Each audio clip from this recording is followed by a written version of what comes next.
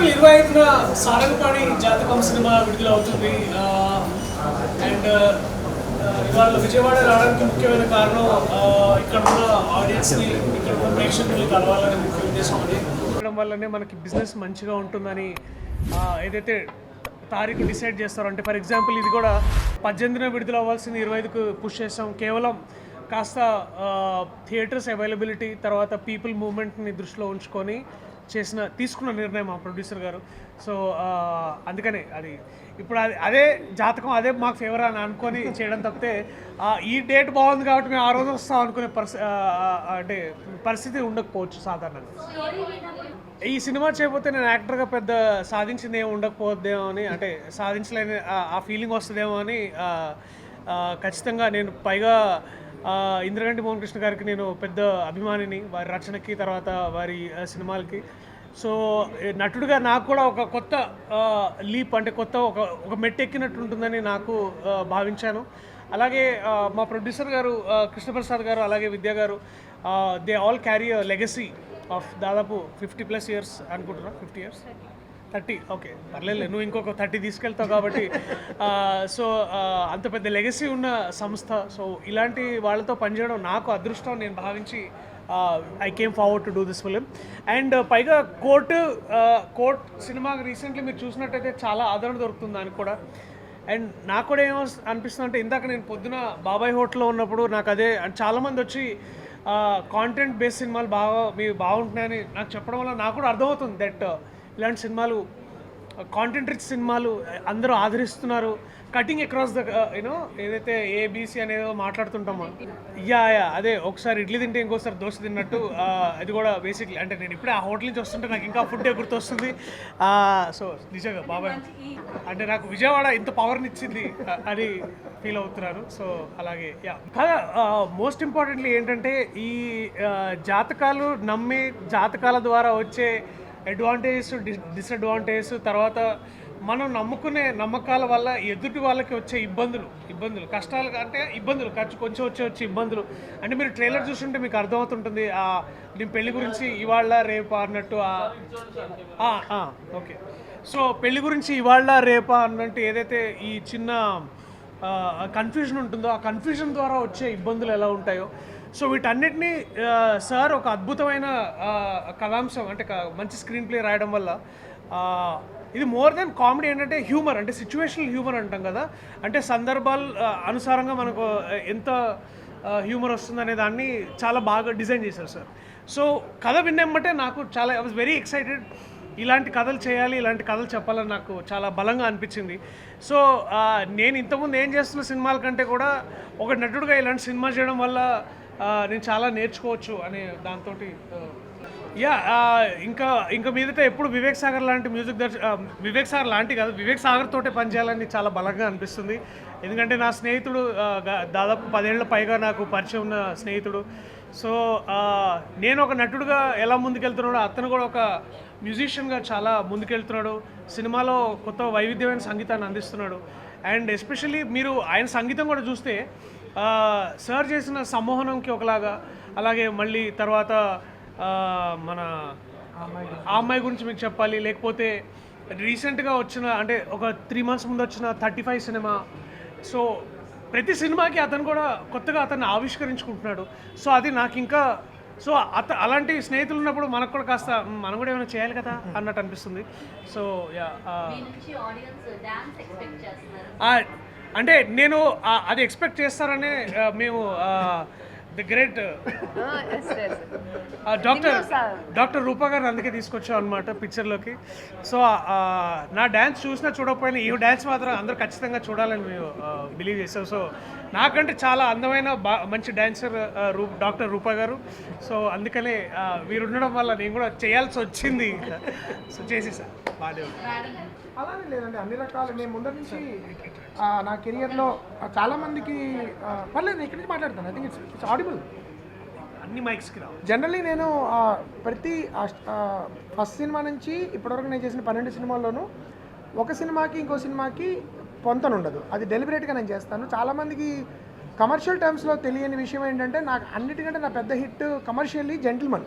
Actually పేరు అష్టాచమ్మకి ఎక్కువ ఉంటుంది, చాలామంది like Ashta Chamma, but gentlemen was my biggest commercial hit and that is not a comedy. So అన్ని రకాల సినిమాలు చేయాలి. Golconda high school for example నాకు చాలా ఇష్టమైన సినిమా.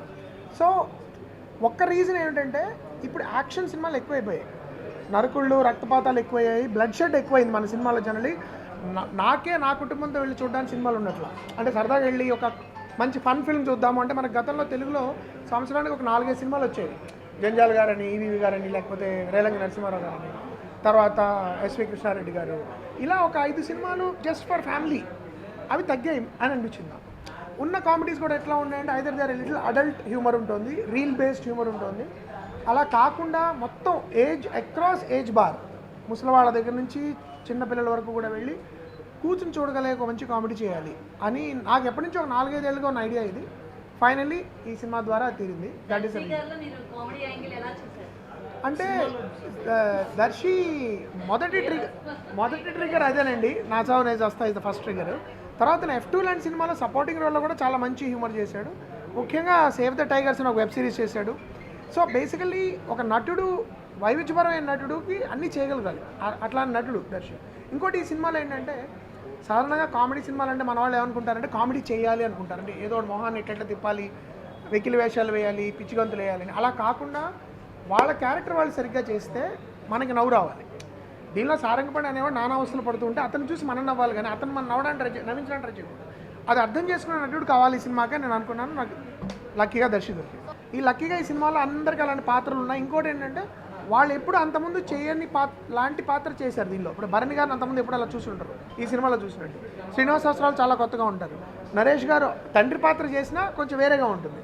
అలాగే వడ్లమాని శ్రీనివాస్ గారు ఒక నారాయణ. సో మనకి తెలిసిన నటుల్ని కొత్తగా ఎలా చూపించవచ్చు. హర్ష ఆఫ్ కోర్స్ నేను ఎప్పుడు పని చేయలేదు, మంత్ ఆఫ్ మధు సినిమా చూసి నాకు చాలా నచ్చి తీసుకోవడం జరిగింది. అండ్ హర్ష చాలా కొత్తగా ఉంటాడు ఈ సినిమాలో. సో ద ఐడియా ఏంటంటే ఇప్పటివరకు మనకు తెలిసిన నటుల్ని మనం కొత్తగా చూపించగలమా అంటే మొదటి ఈ సినిమాలో కామెడీ హాస్యం అంటే మొదటి తెలుగు బాగా మాట్లాడగలగాలి, ఎందుకంటే మిగతా వాళ్ళందరూ తెలుగు అద్భుతంగా మాట్లాడే నటులు ఉన్నారు. వాళ్ళతో పోటీ పడగలిగి ఆ భాషను అర్థం చేసుకున్న టైమింగ్లో మాట్లాడగలిగాడు కావాలి. 2 తన ఉమామహేశ్వర ఉగ్ర రూపసి అనే సినిమా చేసినప్పుడు నాకు చాలా నచ్చింది ఆ సినిమా, ముఖ్యంగా తన పర్ఫార్మెన్స్ చాలా నచ్చింది. సో ఈ సినిమాకి కరెక్ట్గా వీళ్ళందరితో పాటు నిలబడగలిగే అమ్మాయి ఉండాలి, తెలుగు బాగా మాట్లాడగలగాలి అనుకుని నేను రూపా అనుకోవడం జరిగింది. ప్లస్ తను ఆల్సో డాన్సరు, చాలా బాగా డాన్స్ చేస్తుంది.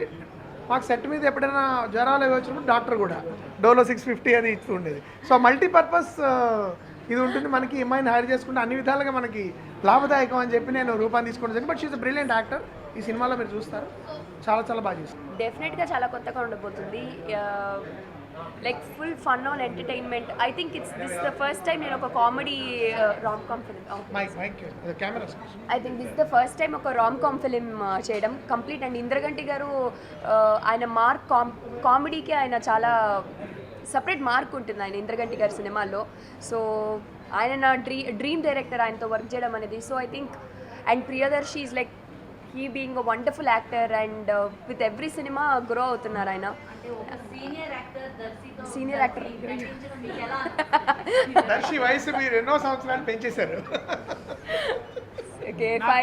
చాలా భయపడ్డానండి ఆమెతో యాక్ట్ చేయడానికి. అంటే పైగా తను ఓకే లేదు, నేను చాలా భయపడ్డాను. But Darshi is like very friendly అండి.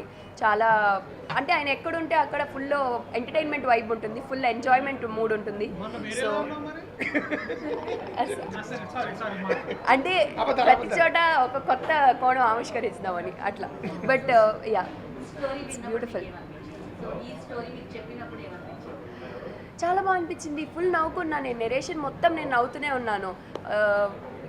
లైక్ ఆల్మోస్ట్ ఇంకా సెకండ్ హాఫ్ అయితే నేను చాలా నాకు నొప్పి వచ్చింది, నవ్వి అంత ఫుల్ ఆన్ హిలేరియస్ ఉంటుంది cinema. So I think yeah మీరు కొత్త రూపాన్ని డెఫినెట్గా చూస్తారు. అండ్ ఐ థింక్ ఒక సినిమా చూస్తే April 25th మీకు అర్థమవుతుంది. అలా ఒకటేదో వదిలేసింది, ఒక చిన్న టిట్ బిట్. కూడా నీ పేరు సాయి రూపాన్ని మార్చేసుకున్నా. అంటే వండర్ఫుల్ యాక్ట్రెస్ అండి. నాకు గుర్తుంది, ఐ థింక్ ఎవరో అన్నారు కూడా, ఒక సాయి నెక్స్ట్ తెలుగు సాయి పల్లవిలాగా తయారయ్యగలిగే నువ్వేనన్నది ఇది అవగలిగే సమర్థత ఉన్న నటి అని. అంటే విత్ ఆల్ జోక్స్ అపార్ట్ అండి, షీఈ్ రియల్లీ కేపబుల్. ఎందుకంటే ఉమామహేశ్వర ఉగ్ర రూపసి లాంటి సినిమాలు ఎంత సీరియస్గా చేయగలదో ప్రూవ్ చేసుకుంది. దీనిలో కూడా తన పాత్రలో కామెడీ కాకపోయినా కామిక్ ఎలిమెంట్స్లో క్లైమాక్స్కి వచ్చేటప్పటికి చాలా బాగా అందరినీ కలిపి వాళ్ళందరితో నిలబడగలిగింది. భరణి గారు, శ్రీనివాస్ అవసరాల, దర్శి, వెల్లకిషోర్, హర్ష వీళ్ళ మధ్యలో నిలబడి తెలుగు సరిగ్గా మాట్లాడి ఆ టైమింగ్లో ఉండడం అంటే చాలా పెద్ద ఛాలెంజ్ అది. I think Roopa did a great job. అతని పేరులోనే నో జనరలీ యాక్చువల్లీ నేను శ్రీనివాస్ అవసరాల టాలెంట్కి పూర్తిగా ఎప్పుడు న్యాయం చేస్తున్నాను నేను అనుకోనండి. ఎందుకంటే ఎప్పుడు ఏమవుతుంటుందంటే ముఖ్యంగా ఈ సినిమాలో ముందర శ్రీని అనుకోలేను నేను. అంటే రాసిన పాత్ర ఇది శ్రీని చేస్తే బాగుంటుందా లేదా అని చివరికి ఒక స్టేజ్కి వచ్చిన తర్వాత తను పిలిచి నువ్వు చేయాలి, పెద్ద పాత్ర కాదు ఇది, బట్ చాలా ఇంపార్టెంట్ రోల్ ఇది, తను మాత్రమే చేయగలడు, నువ్వు ఇంకెవరు నాకు చేసేలా అనిపించట్లేదు అని నేను తను రమ్మన్నది జరిగింది. కాబట్టి శ్రీనివాస్ అవసరాల అనే వాడు ఎలా ఉంటుందంటే it's like the alter ego అంటాను చూడు, మనకి సెకండ్ పర్సన్ అలాగా. అంటే మనం ఏమనుకుంటున్నాం అది వెంటనే పలికించగలిగే చాలా తక్కువ మంది నటుల్లో శ్రీనివాస్ అవసరాలు ఒకడు.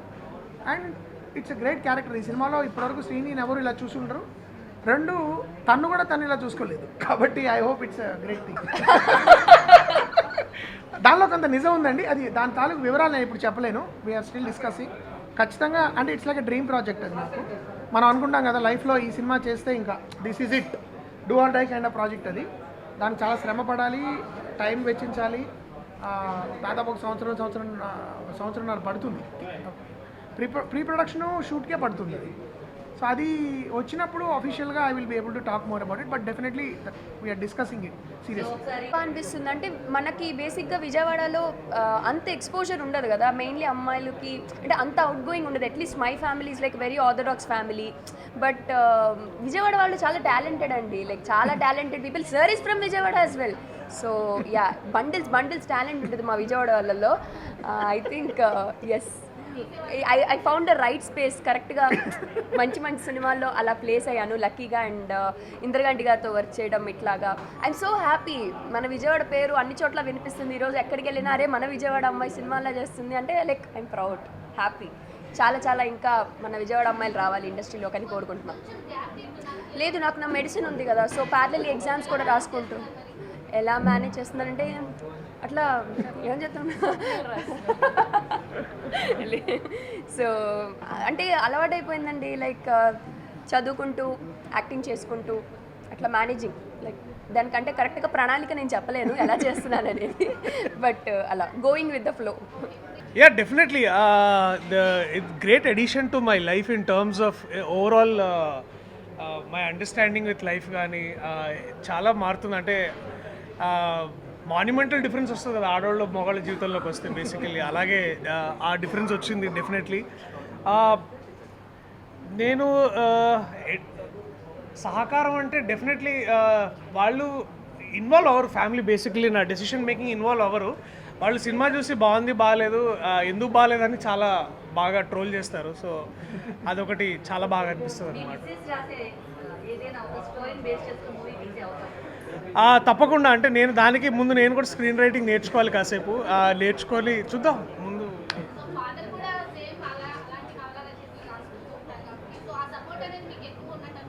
ఎస్, అంటే సో అదే that the support doesn't come before choosing a film. అది